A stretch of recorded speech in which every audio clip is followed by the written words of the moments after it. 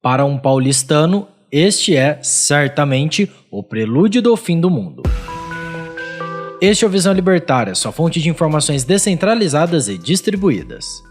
Se você precisa ir até o município de São Paulo, provavelmente não ficou sabendo, mas no dia 14/6 houve uma greve de motoristas e cobradores de ônibus, e esse tipo de greve em São Paulo significa o apocalipse.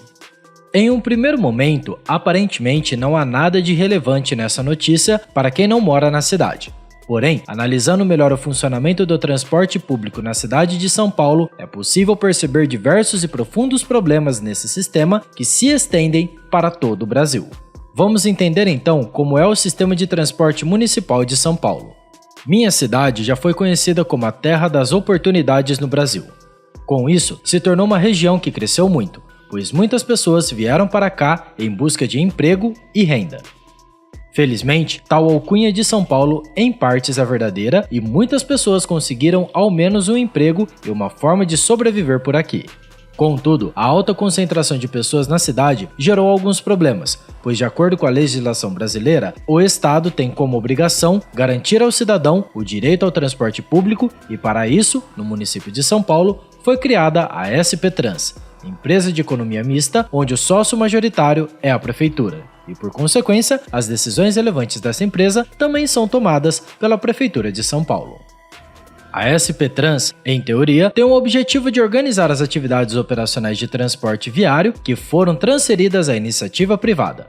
Tal órgão foi criado em 1995 e nessa época era muito comum pessoas comprarem pequenas vans e operarem de forma clandestina, o que na prática apenas facilitava e aumentava a oferta de tal serviço que, em função da alta concentração de pessoas, sempre foi algo caótico. Aqui já cabem algumas observações interessantes. Apesar de empresas privadas realizarem as atividades operacionais de transporte, há uma pesada regulação e apenas algumas empresas escolhidas podem realizar tal atividade. Ou seja, mesmo com a privatização do transporte, na prática, quem decide tudo é a prefeitura e por conta das pesadas regulamentações não há possibilidade de competição. Apenas os escolhidos pela prefeitura podem desempenhar a atividade. Sendo assim, não há qualquer resquício de livre mercado nessa história.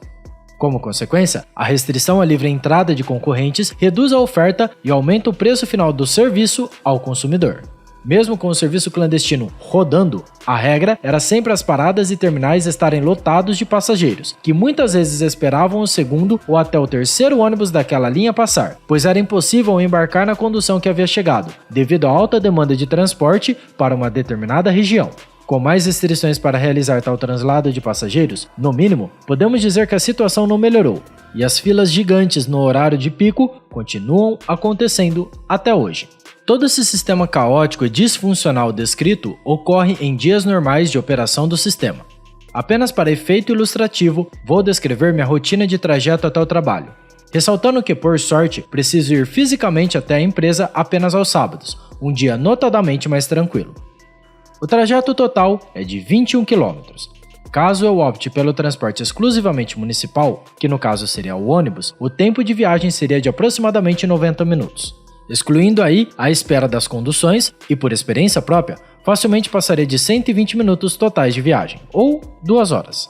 Se em dias normais e tranquilos já é complicado, imagine com greve.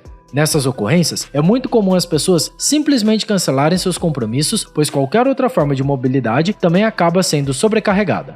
Táxi, Uber e outros aplicativos ficam simplesmente caros demais, e nos metrôs, facilmente você ficará mais de 60 minutos para conseguir entrar no vagão. Certamente, este não é um evento isolado em São Paulo. Imagino que qualquer centro urbano brasileiro sofra com esse tipo de problema mediante uma greve. Há também outro fator que contribui para todos esses problemas: o plano diretor. São tantas informações sobre esse carinha que daria outro vídeo só dedicado a ele. Então, para resumir ao que nos interessa para este vídeo, o plano diretor é a diretriz da cidade, onde são regulamentadas, dentre outras coisas, as formas como se pode construir no município. Tal planejamento na região é bastante retrógrado e não é revisado há décadas. Um dos maiores problemas é que ele não permite certas construções. Por exemplo, se um terreno pudesse ter 10 prédios de 20 andares, com 4 apartamentos por andar, gerando 800 moradias nesse local, seria maravilhoso, certo? Bom, se a área construída superar a do terreno, nada feito. Por quê? algum político decidiu isso há décadas atrás. Pode ir morar lá na margem da cidade e pegar ônibus lotado para chegar no seu trabalho. O problema é seu. Tal fato quase nos faz esquecer da incompetência da SP Trans, mas voltemos a falar dela. Aqui em São Paulo, já são as empresas privadas que realizam esse serviço. Sendo assim, por que ele é tão ruim? Bem, há quem diga que existe uma máfia, onde as empresas escolhidas pela SP Trans para fornecer o serviço são sempre as mesmas e dessa forma elas não precisam se preocupar com a qualidade do serviço oferecido. Mas longe de mim querer acusar alguém. Ainda que isso não aconteça, há o fator da péssima maneira como é feito essa privatização do transporte público na cidade, pois há apenas um órgão que organiza todo esse serviço, escolhe quem pode operar e até mesmo determina o número de viagens que devem ser feitas em cada linha.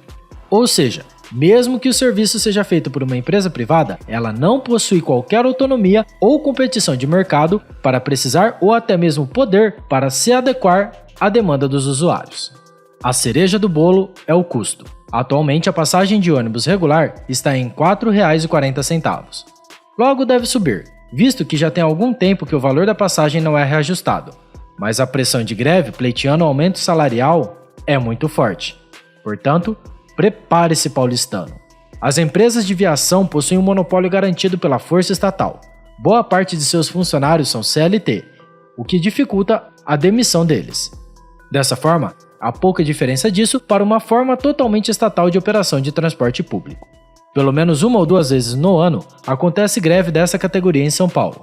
Isso porque, ainda que seja remota, há a possibilidade de que os grevistas sejam despedidos. Agora, imagine se eles fossem concursados e com cargos vitalícios. Não passaria um mês sem greve. Não tenho conhecimento dos sistemas viários de cada município brasileiro, mas acredito que esse seja um padrão que se repete. Passagens caras, transporte péssimo, ônibus lotado, etc. Fora alguns absurdos que ocorrem no transporte intermunicipal e estadual, onde parlamentares interessados em manter o mercado como está, pois são donos de empresas de ônibus, têm o poder de votar em leis que prejudicam novas empresas, como a Buzzer. Mas, novamente, isso é para outro vídeo. A partir de todos esses elementos, é fácil perceber que a ação estatal em nada ajuda esse modelo de transporte a melhorar. Também se vê que não há nada de elementos de livre mercado nisso tudo. Privatizar uma empresa é algo positivo, e já reduz toda a ingerência estatal. No entanto, um sistema completamente gerido de forma estatal, ainda que privatizado, continua ineficiente e caro. Isso tudo também revela que o Estado é ineficiente até em privatizar. O setor de telecomunicação que o diga, e caso os políticos realmente desejem ajudar na locomoção do brasileiro, já podem começar parando de atrapalhar. Obrigado pela sua audiência. Esse artigo foi sugerido por Beijo do Gordo, escrito por Léo Rezende, revisado por O Historiador e narrado por Coreia com K. Se você gostou desse vídeo, clique no ícone de curtir abaixo e compartilhe em sua rede social. Se deseja ser notificado de outros vídeos, inscreva-se no canal e depois clique no ícone da campainha. Até a próxima!